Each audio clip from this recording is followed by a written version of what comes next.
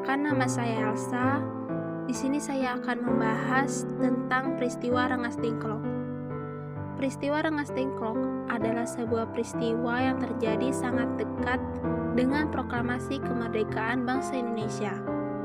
Kronologi peristiwa Rengas Dengklok tidak lepas dari pengumuman bangsa Jepang oleh Kaisar Hirohito pada tanggal 14 Agustus tahun 1945.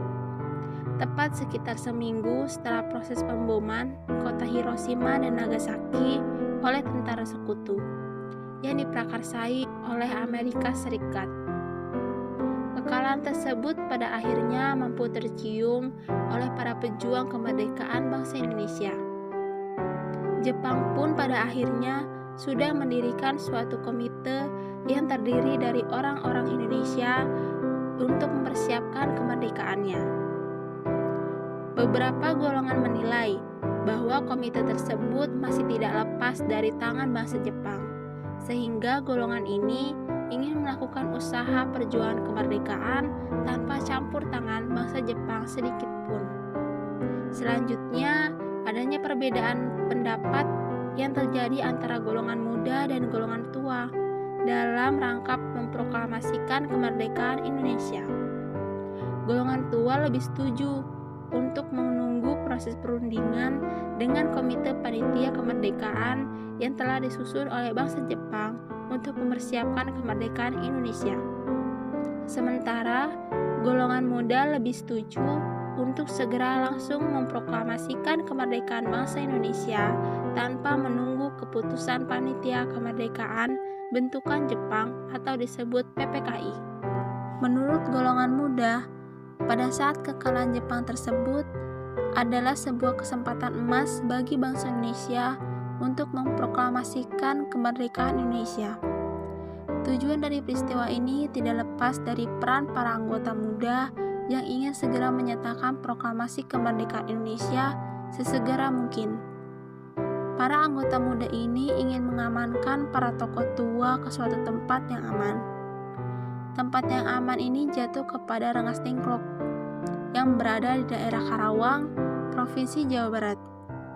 Rengas Dengklok dinilai paling aman karena berdasarkan perhitungan secara militer, tempat ini jauh dari daerah Jakarta dan juga daerah Cirebon, sehingga dilakukanlah perundingan antara golongan tua yang diwakili oleh Ahmad Subarjo dan Wikaan dari golongan muda.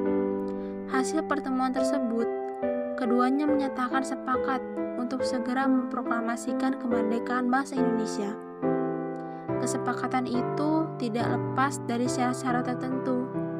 Pertama, golongan tua menuntut golongan muda untuk membawa kembali Soekarno dan Hatta kembali ke Jakarta.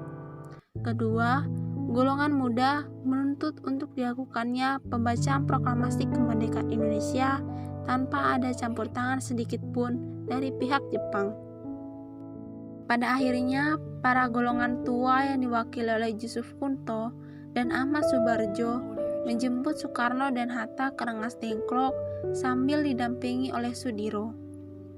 Soekarno dan Hatta kembali ke Jakarta pada jam 11 malam tanggal 16 Agustus 1945 dan singgah di rumah Laksamana Maeda yang berlokasi di Jalan Imam Bonjol nomor 1 Menteng. Lokasi ini dinilai aman karena kedudukan Laksamana Maeda sebagai kepala kantor penghubung harus dihormati dan jauh dari intervensi militer. Soekarno dan Hatta beserta anggotanya sudah sangat semakin yakin untuk segera memproklamasikan kemerdekaan Indonesia terlepas dari tangan Jepang.